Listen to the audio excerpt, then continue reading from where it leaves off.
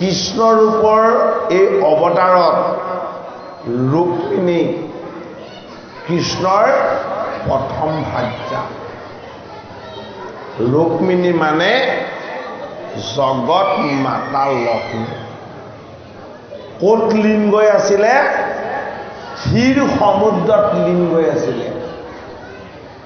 এই ক্ষীৰ সমুদ্ৰ যেতিয়া দেৱতা আৰু অসুৰে মন্থন কৰিছিলে, এতিয়া জগত মাতা লক্ষ্মী এই সমুদ্ৰৰ পৰা উৎপত্তি হৈছিলে। আৰু তেতিয়া কি হৈছিলে? লক্ষ্মীৰ স্বয়ম্বৰ হৈছিলে। ক'ত? ভাগৱতৰ ৮ম স্কন্ধ। এই লক্ষ্মীৰ স্বয়ম্বৰত জগত মাতা লক্ষ্মীৰ তত্ত্বটো ভগৱন্ত কৃষ্ণৰ প্ৰকৃতিৰ তত্ত্বৰূপ। এইটো ৮ম স্কন্ধত দেখুৱালে কি কৰি, যে প্ৰকৃতিয়ে চাই থাকে। কালে চাই থাকে? পুৰুষলে চাই থাকে।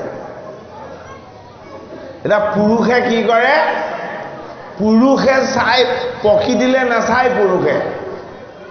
পুৰুষে কলৈ চাই? পুৰুষে চাই থাকে আত্মালে। বস্তুখিনি ভালকে বুজিবলৈ যত্ন কৰক। এই শাস্ত্ৰভাগ আমি আমাৰ হৃদয়ত প্ৰতিষ্ঠা কৰি ল'ব পাৰিব লাগিব। ভাগৱত যদি আমি হৃদয়ত প্ৰতিষ্ঠা কৰিবলৈ হয়, ভাগৱত আমি তত্ত্বৰূপত জানিব বুজিব লাগিব। তত্ত্বটো কি? তত্ত্বটো হ'ল তদং। তদংৰূপী তত্ত্বটো জানিলে কি হ'ব? ৰহস্য ঈশ্বৰে খুলি দিব। লক্ষ্মীৰ স্বয়ম্বৰত লক্ষ্মীৰ সৌন্দৰ্য সকলোৱে পান কৰিছে। ব্ৰহ্মাদেৱকো লাগে লক্ষ্মী মাতাক ভাৰ্যা ৰূপত। কেৱল সেইখন স্বয়ম্বৰলৈ অহা নাই শিৱহে, বাকী সকলো ৰজা আহিছে। কিন্তু লক্ষ্মীয়ে বাক্য দিয়া আছে যে মই মোৰ নিজৰ ইচ্ছাৰেহে বৰণ কৰিম। কি ইচ্ছা আছিলে? মোলে যি চাব তেওঁ মোৰ স্বামী হ'ব নোৱাৰিব, মোলে যি নেচাব সেইজনহে মোৰ স্বামী হ'ব, হয়নে? গতিকে আমি প্ৰকৃতিমুখী দৃশ্যটো, প্ৰকৃতিমুখী দৃষ্টিটো আমি কি কৰিব লাগিব ডাইভাৰ্ট কৰিব লাগিব এই প্ৰকৃতি কি মোহময় মায়াময় যদিও আনন্দময় এই প্ৰকৃতি কি এই প্ৰকৃতি হৰি মায়া মায়াত হৰিয়ে কি কৰে বিনোদ কৰে আনন্দ কৰে এই হৰিৰ আনন্দটো প্ৰকৃতিৰ পৰা আমি ল'ব লাগিব কেনেকৈ ল'ব লাগিব হৰিৰ উপলব্ধিৰ দ্বাৰা সেইটো কাৰণে লক্ষ্মী মাতাই হাতত মালা লৈ জগতৰ হৰি বিষ্ণুক পিন্ধালেগে বাকী সকলো ৰজা চাই থকাতে থাকিলে কিয় বিষ্ণুক পিন্ধালেগে বিষ্ণুৱে কেৱল নিজৰ নাসিকাৰ অগ্ৰভাগ চাই আছে বেলেগ একো চোৱা নাই বিষ্ণুক সকলোৱে দেখি আছে বিষ্ণুৱে কিন্তু কালো চকু দিয়া নাই বিষ্ণু কি আত্মা আত্মদৃষ্টি নহলে লক্ষ্মীৰ তত্ত্বটো বুজি পোৱা নাযাব এই আত্মদৃষ্টিৰ পৰা আমাক আঁতৰ কৰি নিয়ে কিহে আমাৰ অজ্ঞানবিলাকে আমাৰ অবিদ্যাবিলাকে এই অজ্ঞান আৰু অবিদ্যাৰ তত্ত্বটোৰ নাম ৰুক্মিণীৰ গৃহত তেওঁৰে ভাতৃ ৰুক্মবীৰ যেতিয়াই ভীষ্মক ৰজাই জগতৰ স্বামী কৃষ্ণকে মোৰ কন্যাক বিবাহ দিম বুলি সিদ্ধান্ত ল'লে তেতিয়া ৰুক্মবীৰে প্ৰত্যাহ্বান জনাইছে যে এনেকুৱা অলাগতিয়াল এজনক আমাৰ ভগ্নীক বিবাহ নিদিওঁ প্ৰথম যুক্তি দিছে বোলে কি কৃষ্ণৰ পিতৃ বসুদেৱ ৰজা নাছিলে কি আছিলে কংসৰ বন্দীশালত বন্দী হৈ আছিলে কংসৰ এজন দাসে আছিলে গতিকে এনেকুৱা ৰাজকীয় পৰিচয়হীন এইজন সন্তান বা কৃষ্ণলে মই মোৰ ভগ্নীক দি তাইক মই জ্বলাজুইত দি বিসৰ্জন দিব নোৱাৰো ৰুক্মবীৰে কৈছে কৃষ্ণ কথা বোলে কৃষ্ণ কি আছিলে কৃষ্ণ ৰজাৰ ল'ৰা নহয় নন্দৰ ল'ৰা বোলে কি ই বোলে গৰু চৰাই ফুৰিছিলে সেইটো কাৰণে কৃষ্ণক মোৰ ভগ্নীক বিবাহ নিদিওঁ এয়া ৰুক্মবীৰৰ যুক্তি আৰু এটা যুক্তি দিছে এই কৃষ্ণৰ স্বভাৱটো বোলে চোৰ স্বভাৱৰ আছিলে বোলে কি বৃন্দাবন গোকুল ধামৰ সকলো নাৰীৰেই তেওঁৰ লগত প্ৰেম আছিলে গতিকে এনেকুৱা দুষ্ট চৰিত্ৰ এজনৰ লগত মোৰ ভগ্নী ৰুক্মিণীক বিবাহ নিদিওঁ ভাগৱত বৈকুণ্ঠৰ শাস্ত্ৰ ভাগৱতত ভগৱান কৃষ্ণৰ উপাসনা দুটা প্ৰকাৰে কৰি দেখাইছে এক কৃষ্ণৰ ঈশ্বৰ গুণবিলাক প্ৰকাশ কৰি দুই কৃষ্ণক দেখা পোৱা দুখবিলাকক কীৰ্তন কৰি কৃষ্ণৰ দুখবিলাকক কীৰ্তন কৰিলে কি হয় আমাৰ পাপবিলাক ক্ষয় হয় কিয় কৃষ্ণ হল অগ্নি পাপৰ কাৰণে আৰু পুণ্যৰ কাৰণে কি কৃষ্ণ হল অমৃত এই কৃষ্ণ অমৃত যদি পান কৰে তেতিয়াহ'লে সি পুণ্যশীল হ'ব লাগিব আৰু কৃষ্ণক যদি কেনেবাকে পাপৰ ভাগিদাৰ কৰে তেতিয়াহ'লে তাৰ লগত সঞ্চিত পাপ আহিব লাগিব বস্তুকেইটা কৃষ্ণৰ ভঁৰালৰ বস্তুৱেই আমাক ইয়াত দেখুৱাইছেহে পৃথক পৃথককে এইজন ৰুক্মবীৰে তেওঁ ভগ্নী ৰুক্মিণীক কৃষ্ণলৈ বিবাহ নিদি দম্ভোগৰ পুত্ৰ শিশুপাললৈ বিবাহ দিব শিশুপাল ৰাজচিহ্নযুক্ত শিশুপাললৈ 100টা কৃষ্ণই ভয় কৰে শিশুপালৰ সমান শক্তিমান কোনো নাই শিশুপাল ৰজা শক্তি সামৰ্থ্য বহুত বেছি আৰু কৃষ্ণ কি কৃষ্ণ গৰুকীয়াৰ ল'ৰা সেইটো কাৰণে কৃষ্ণ ৰুক্মিণী বিবাহ দিয়াৰ প্ৰস্তাৱ ভীষ্মক পিতৃৰ ওচৰত প্ৰত্যাহ্বান জনাইছে। এইবাৰ ভীষ্মকে নিজৰ পুত্ৰ ৰুক্মবীৰক বুজনি দিছে যে তোমাৰ বহুত পাপ হৈছে, তুমি ঈশ্বৰক চিনি পোৱা নাই। যিজন কৃষ্ণ তোমাৰ ভগ্নীক বিবাহ দিবলৈ লৈছো সেইজন কৃষ্ণ ব্ৰহ্মা হৰেও উপাসনা কৰে। জগতৰ সকলো দেৱ দেৱতাই তেওঁকেই পূজা উপাসনা কৰে। এইজন কৃষ্ণ সকলোৰে পূজনীয়। সেইটো কাৰণেই আমি অতি ভাগ্যৱান তেনেজন পৰম ঈশ্বৰ দৈৱকী নন্দন কৃষ্ণলে আমি যে আমাৰ কন্যা দিবৰ কাৰণে এটা সুযোগ পাইছো। কৃষ্ণ প্ৰেম অতি আনন্দময়। এই আনন্দময় প্ৰেমটো এই কৃষ্ণৰ লীলা চৰিত্ৰ আৰু তত্ত্বতেই আমাৰ হৃদয়ত জাগ্ৰত হয় আৰু ইয়াৰ দ্বাৰা আমাৰ জন্ম জন্মান্তৰৰ যি সঞ্চিত পাপ তাপ আছে এইবিলাক কি হয় আঁতৰ হয়। এতিয়া আমাক পদে সেই কথাখিনিয়ে কৈছে যিখিনি ৰুক্মবীৰে কৃষ্ণৰ দুখ হিচাপে দেখা পাইছে। কৃষ্ণ Give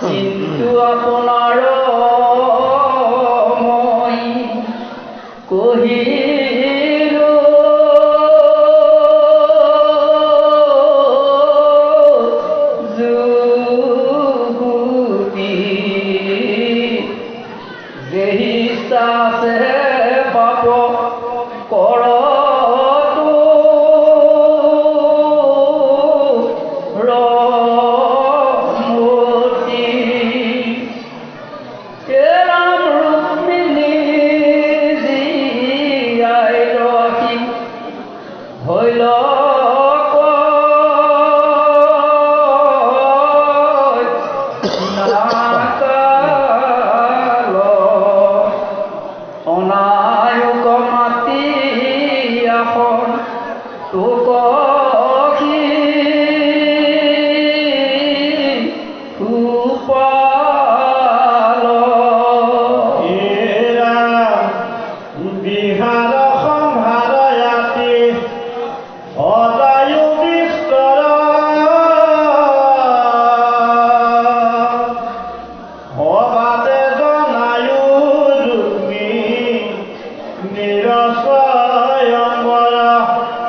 ৰংগ চাহিবা কয়াখন টুকৰা জগল বহল কৰিয়া খলা ইউক ভাষান অলংকৃতা কৰা হবে কুণ্ডিল নগৰী কৰো মংগল নিৰন্তৰে নৰ নাৰী পিতৃৰ বচনে ৰূপ ভৈল ৰংগমন দহু দিশে দেখনে পান চিৰ দ্ৰুতগান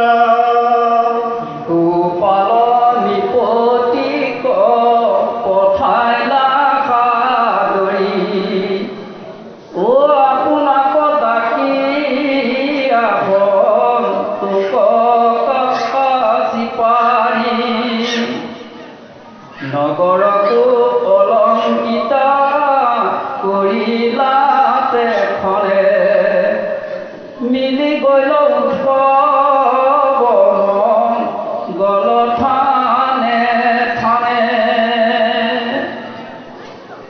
ৰুক্মীৰ কাৰুণ্য বেদনিধি ব্ৰাহ্মণক দ্বাৰকালৈ প্ৰেৰণ ও অনন্তৰে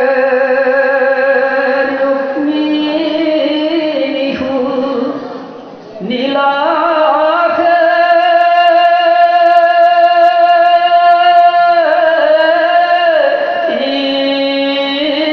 কথা জ্যেষ্ঠ ভাই ৰুক্ম বীৰে বাধিলে কথা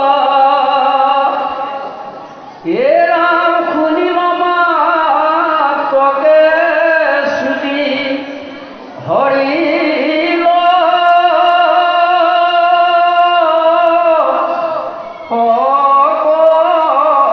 সকলে হা কৃষ্ণ বুলি ৰিল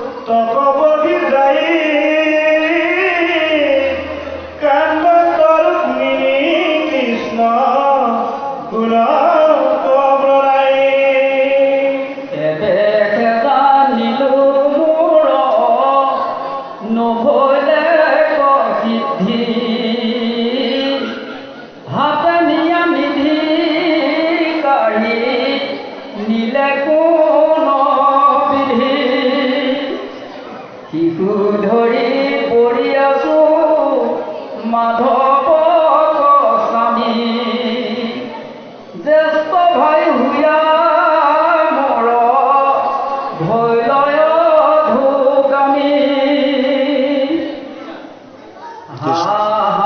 প্ৰভু কমল চন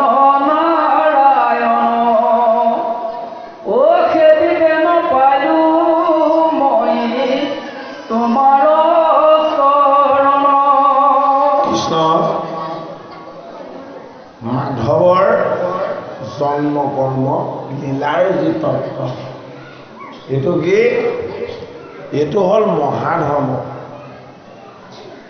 কৃষ্ণৰ জন্ম কৰ্ম লীলা তত্ত্ব আৰু তেওঁৰ চৰিত্ৰ কিন্তু এইটো মহাধৰ্ম মাধৱৰ জন্ম কৰ্ম বেদে যাৰ নজানে মহিমা হৰি নাম কীৰ্তনত হে মিলে মুখ আদি যত অকীৰ্তন সুখৰ নাহি সীমা। কৃষ্ণৰ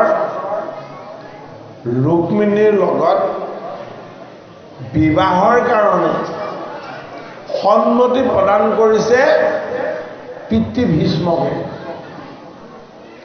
বিৰোধিতা কৰিছে ৰুক্মবীৰ,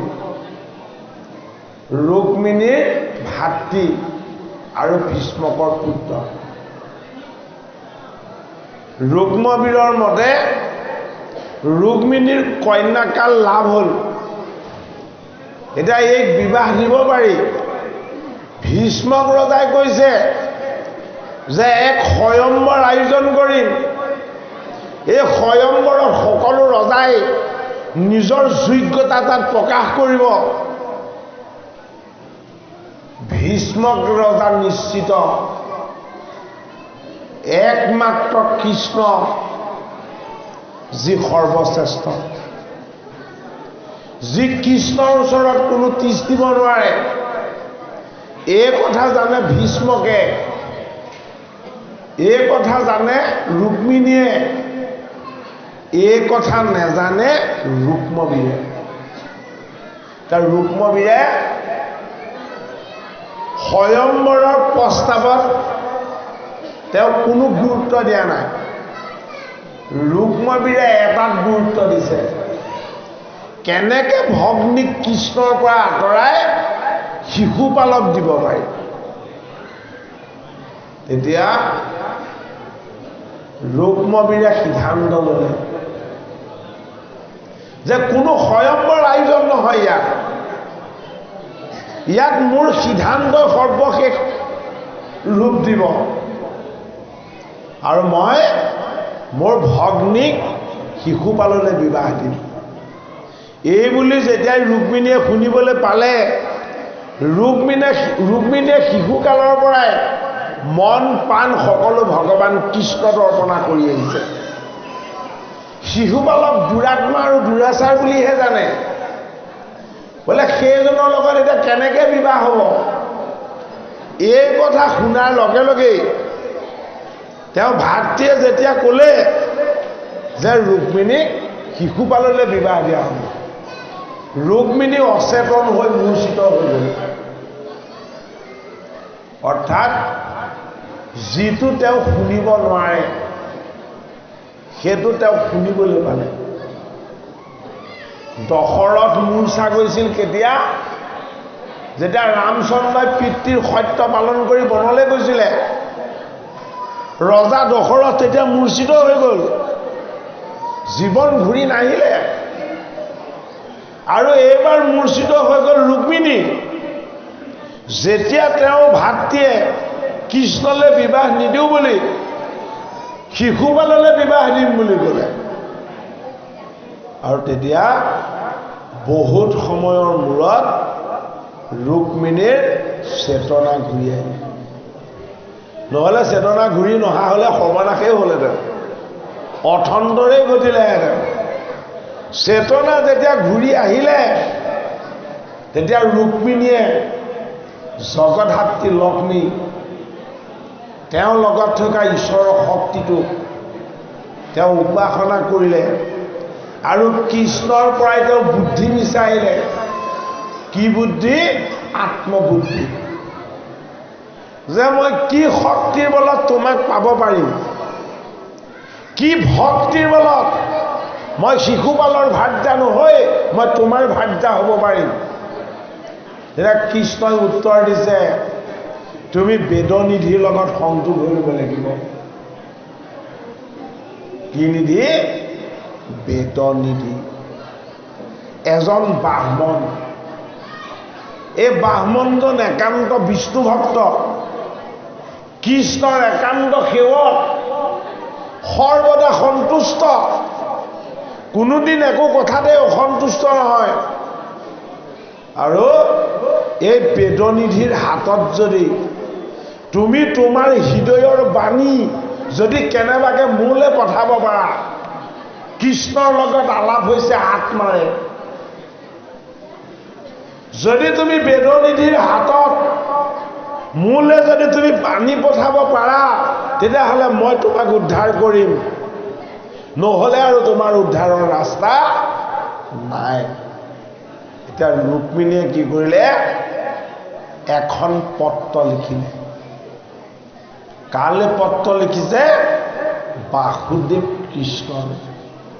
ভাগৱতৰ 10ম স্কন্ধত এইখনেই এই জগতত প্ৰথম সৃষ্টি হোৱা প্ৰেম পত্ৰ, যিখন ৰুক্মিণীয়ে বেদনিধিৰ হাতত দিছিলে বাসুদেৱ কৃষ্ণলৈ।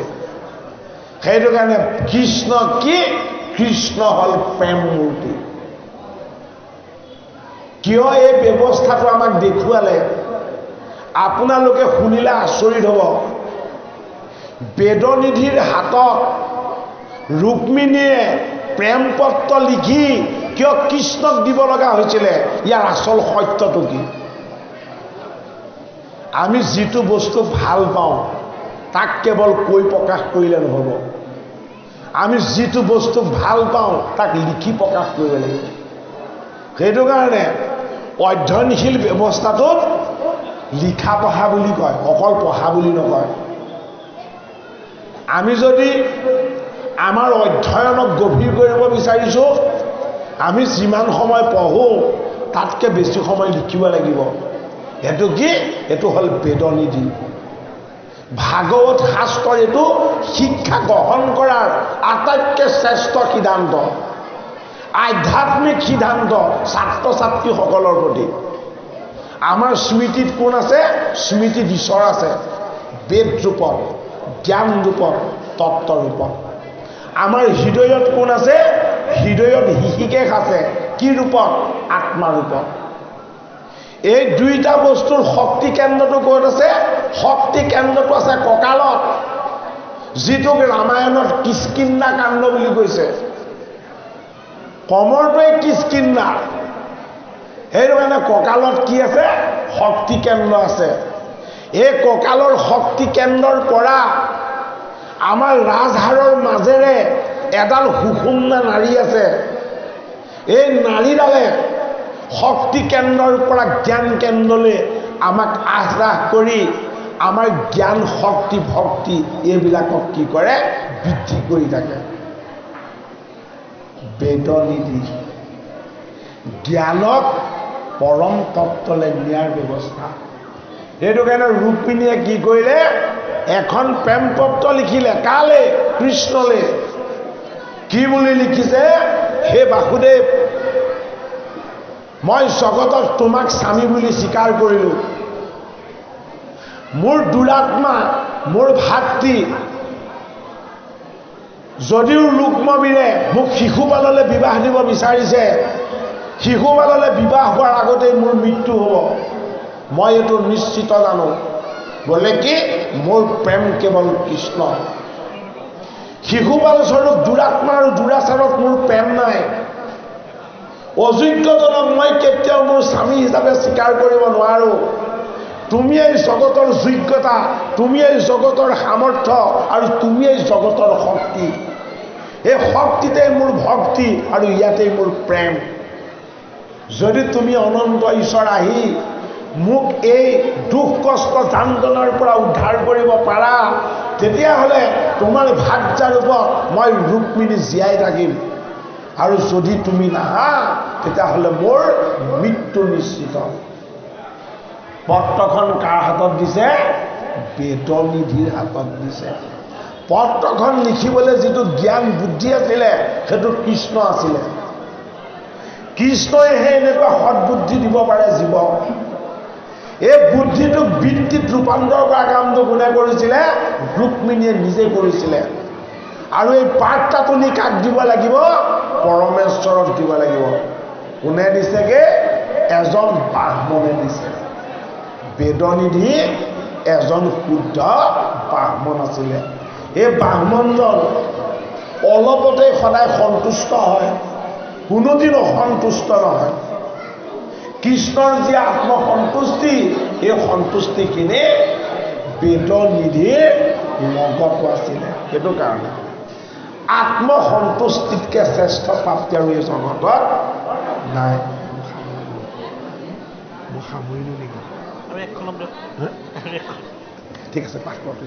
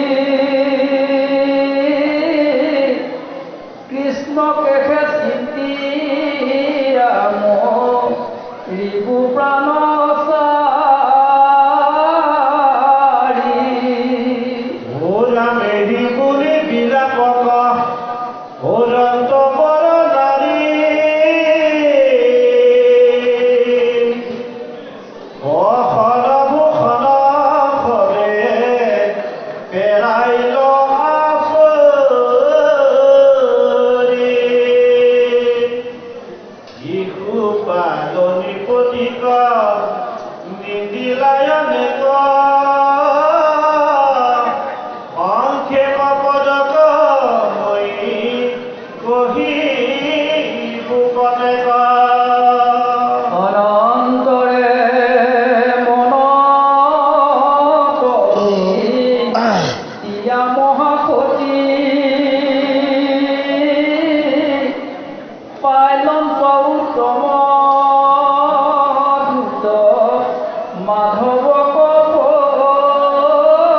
জগপতি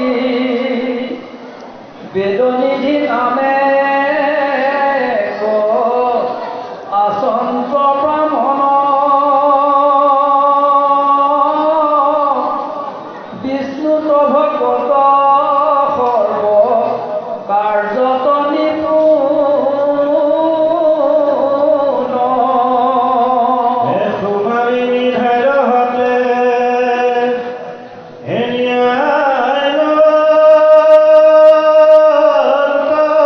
মাটি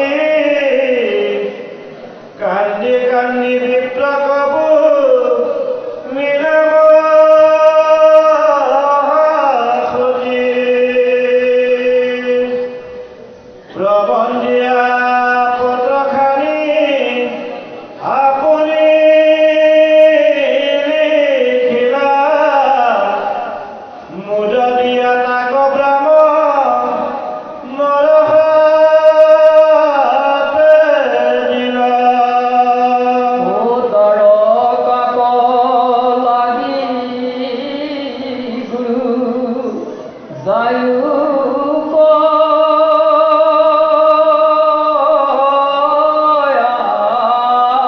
আপুনি কৃষ্ণৰ হাতত নিয়া দিবা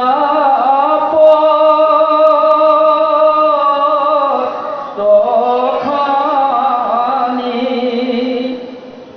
কতো নেদেখাইবা গুৰু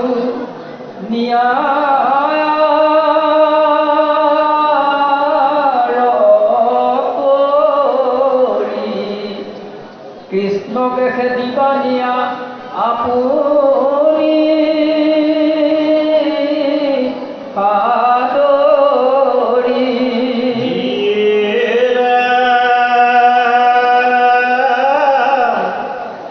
হেম শুনি বেদ নিধি ই মহাৰঙ্গ কৰি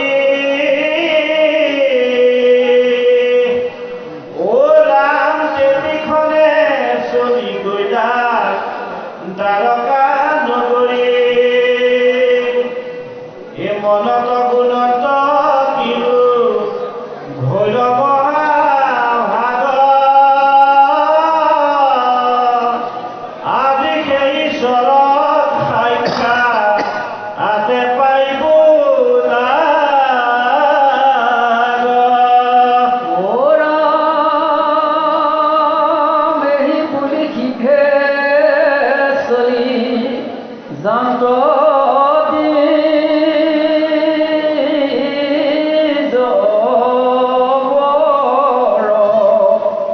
কতো দিনে পাইলা যাই দ্বাৰকা নগৰ ও সাক্ষাতে বৈকুণ্ঠ যেন জলে জাতি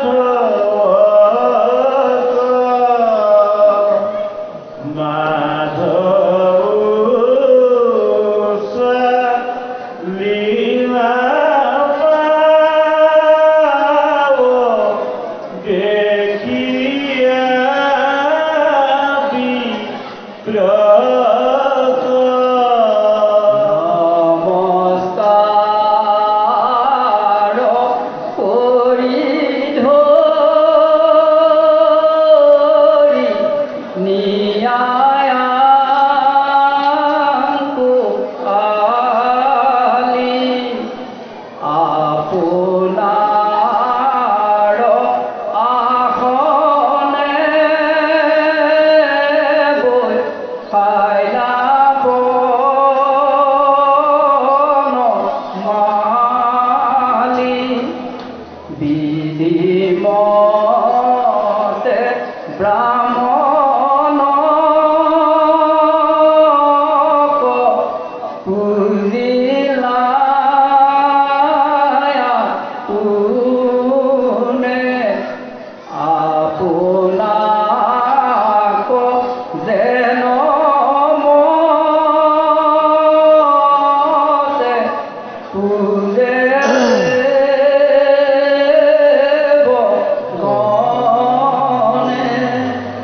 দিব পাছা মৃতলিয়া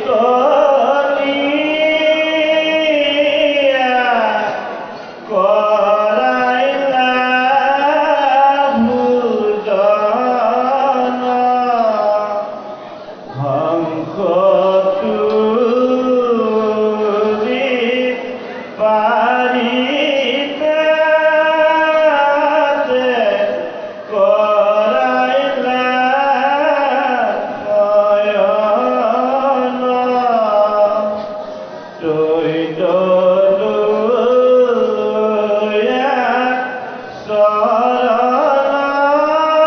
শৰণা তন্ত দেৱ হৰি বিশ্ৰান্ত হৈ ললিত জানি পুছিলা দৰি কৈলানে কি আহিয়ে হৈলা বীজ বৰ সুখে কি পটে ধৰ্ম গুৰু তৰ দয়ায়ে সন্তুষ্ট তুমি দেখিছ ব্ৰাহ্মণ ভাগ্যে খেলো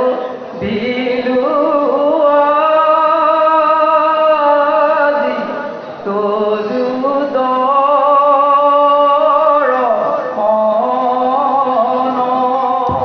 ভাগৱতৰ দশম স্কন্ধত কৃষ্ণ জন্ম কৰ্ম লীলাৰ তত্ত্ব ভগৱান কৃষ্ণ ৰুক্মবীৰে অৱগুণবিলাক কৈ কৈ উৎপ্লুঙা কৰিছে আৰু ৰুক্মিণীয়ে ভগৱান কৃষ্ণৰ গুণবিলাক গাই গাই বিলাপ কৰিছে। ভীষ্মক ৰজাই পুত্ৰ ৰুক্মবীৰক বুজাইছে যে তুমি ইমান অজ্ঞানী নহবা, এইজন মহাহৰিক তুমি চিনি লোৱা। ব্ৰহ্মা হৰই এইজন কৃষ্ণক উপাসনা কৰে, বন্দনা কৰে। এইজনক শিশুপালৰ লগত তুলনা নকৰিবা। শিশুপাল যদি এটা চিগাল, তেতিয়াহ'লে বাসুদেৱ কৃষ্ণ হ'ল সিংহৰূপ। এইবাৰ ভগৱান কৃষ্ণই তেওঁ যে অমৃত তত্ত্ব তাৰ প্ৰমাণটো দাঙি ধৰিছে। তেওঁ কি কৰিলে, তেওঁ পত্ৰখন দিবলৈ যোৱা এই বেদনিধি কুশল বাৰ্তা সুধিছে আৰু কি কৰিছে, হংসৰ শয্যাত শুবলৈ দিছে। হংস মানে কি? হংস মানে আত্মা। যে তুমি মোৰ ওচৰলৈ বেদনিধি ৰূপত যদিও ব্ৰাহ্মণ ৰূপত আহিলা, তুমি মোৰ এই অংশ আত্মাৰ তত্ত্ব। গতিকে মই তোমাক এতিয়া ক'ত আশ্ৰয় দিম? পৰমাত্মাৰ পৰম তত্ত্বত আশ্ৰয় দিম। কেনেকৈ আশ্ৰয় দিছে? হংসৰ শয্যাত শুৱাই বাসুদেৱ কৃষ্ণই হাতত অমৃতময় তেল লৈছে আৰু এই দ্বিজজনৰ চৰণ মালিচ কৰি কৰি কৈছে যে তোমাৰ দুখ ভাগৰবিলাক দূৰ হৈছেনে? এয়া কৃষ্ণ সংস্কৃতি, অমৃতময় সংস্কৃতি। দূৰণিৰ পৰা গৃহলৈ যোৱা অতিথিক কাম কৰা চাকৰ নাকৰৰ দ্বাৰা কৃষ্ণই আতিথ্য নিদিয়ে। ভগৱান কৃষ্ণ পৰমাত্মা পৰম তত্ত্ব। মোৰ গৃহলৈ যদি অতিথি আহিছে, মই মোৰ নিজৰ দুখন হাতেৰে সেৱা কৰিম। সেইটো কাৰণে কি কৰিছে? বেদনিধি স্বৰূপ ব্ৰাহ্মণ অতিথিক হংস শয্যাত শয়ন কৰিবলৈ দি তেওঁ হাতত তেল লৈছে আৰু তেওঁ চৰণ মালিচ কৰি কৰি কৈছে যে তোমাৰ দুখ ভাগৰ দূৰ হৈছেনে? গতিকে বেদ মানে জ্ঞান, নিধি মানে এই জ্ঞানৰ যিমানবিলাক তত্ত্ব আছে সেইবিলাক। জ্ঞানৰ সৰ্বশ্ৰেষ্ঠ তত্ত্বটো কি? জীৱ, শিৱ আৰু ঈশ্বৰ। এই তিনিটা বস্তু বুজিব পৰাটো। এইটোৱে কি জ্ঞান? এইটোৱে হ'ল ৰহস্য জ্ঞান। যিটো কথা পৰীক্ষিতে নেজানিছিল, যিটো কথা গুৰু ভগৱান কেৱল শুকদেৱে জানিছিল, সেইটো কাৰণে এই কথাখিনি গংগাৰ পাৰত শুকদেৱ ভগৱানে পাণ্ডৱৰ নাতি পৰীক্ষিতক কৈ আছে। পৰীক্ষিতে কৈ থাকোঁতে দেখি আছে কৃষ্ণৰ দ্বাৰকা নগৰলৈ যেতিয়া এই বেদনিধি প্ৰৱেশ খবৰ হৈছে, তেতিয়া অতি মৃদু মৃদু বতাহ বলিছে। পৰীক্ষিতে সেয়া হৃদয়ত অনুভৱ কৰিছে, গুৰু শুকে সেয়া দেখিছে আৰু পৰীক্ষিতৰো সেয়া দৰ্শন হৈছে। বেদনিধি জীৱৰ লগত শিৱৰ সংযোগ, বেদনিধি আত্মাৰ লগত পৰমাত্মাৰ সংযোগ। বেদনিধি এই জীৱন্ত কালতেই অমৃতময় ঈশ্বৰ তত্ত্বৰ লগত এক হোৱাৰ উপায়। সেইটো কাৰণে ক'ত দিছে?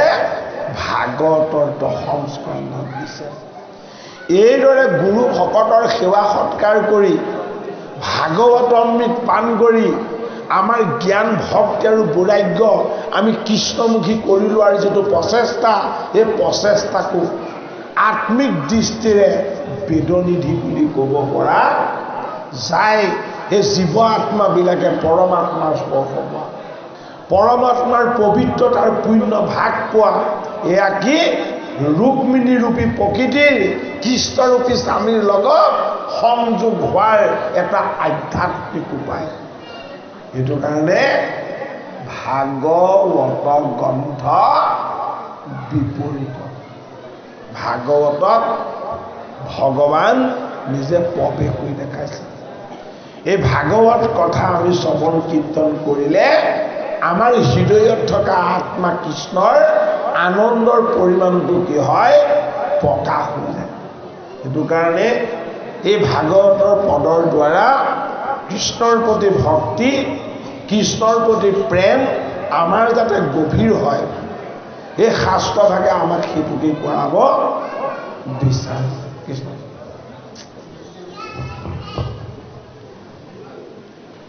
হে ৰাম,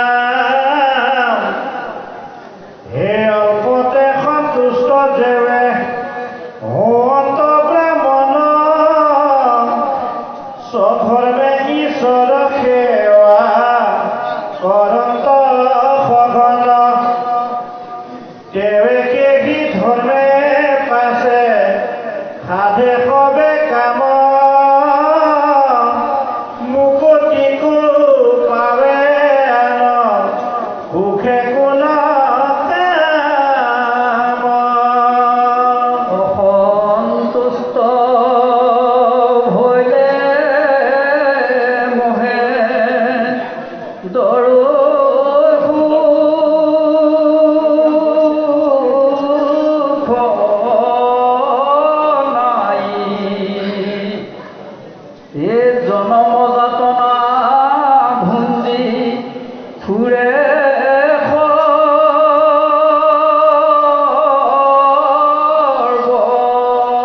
সৰ্বদায়ী এ সন্তুষ্টে থাকিলে দৰি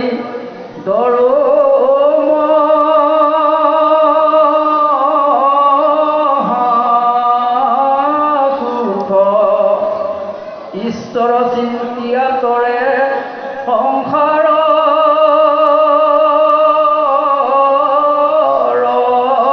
দুখ হে বিষ্ণু সেৱাত দেখে তুষ্ট যিটো দি যশয় সৰ্বহিতকাৰী হৰি গুণ প্ৰকাশয় ওৰাম নাহি অহংকাৰ শান্ত মতিশ দাসাৰ তাসম্বাকু নিতে মই কৰোঁ নমস্কাৰ এ আৰু এক কুচুতজু ভীষ্ম নিপতি সুখে বিপালন্ত প্ৰজা কহিও সম্পত্তি ও জিয়াদাৰ ৰাজ্যে সুখে বঞ্চে প্ৰজা ছয় ইটো মোৰ মহাপ্ৰিয় জানিবা নিশ্চয় হে দুৰ্গমতলীয়া তুমি আহিলা কিবা কাজ সতৰে কহিও তাক সাধু দি জৰাজ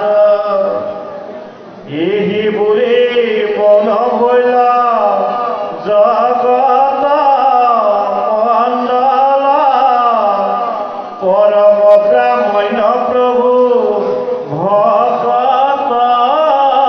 বৎসল কৃষ্ণ পৰম শ্ৰদ্ধাৰ এই পবিত্ৰ বৈকুণ্ঠপুৰীত উপবিষ্ট আমাৰ ৰাজন্মৰ গুৰুমুনি ভাগ সমস্ত আই মাতৃ যুৱক যুৱতী